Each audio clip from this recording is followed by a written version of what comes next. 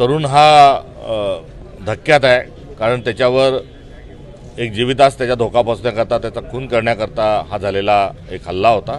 त्यामुळे महाराष्ट्रामध्ये जर झुंडशाही ही अशा पद्धतीने नंगानाच घालत असतील तर हे दुःखद दुर्दैवी आहे। पुरोगामी महाराष्ट्राला अशोभनीय आहे। एक तरुणाला उचललं जातं, गोरक्षक म्हणून काही वर्ग हा त्याला मारहाण करतो, शहरात वेगवेगळ्या ठिकाणी त्याची धिंड काढल्या जाते, त्याचे कपडे काढल्या जातात, त्याला धर्म काय तो विचारला जातो, आणि सर्व कशासाठी?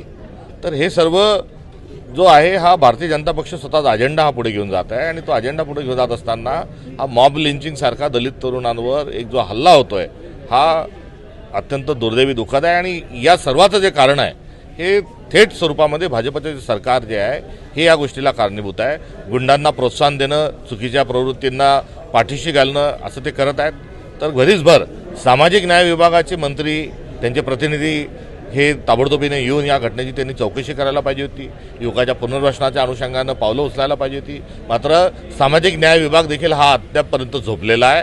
तर दुसरीकडे आरोपी जे आहेत यांना अद्यापपर्यंत अटक झालेले नाही। आरोपी कोर्टात घेऊन जातात काय, आणि कोर्टातून ताबडतोब त्यांची जमानत होती काय? त्यामुळे एकंदरीत हा नंगानाच हा सगळा सुरू आहे। दलितावर झालेला अत्याचार आणि हे ॲट्रॉसिटीचं गंभीर स्वरूपाचं एक प्रकरण आहे। या प्रकरणात ताबडतोबीनं सरकारनं पावले उचलावीत, अन्यथा काँग्रेस आपला हिसका दाखवल्याशिवाय राहणार नाही।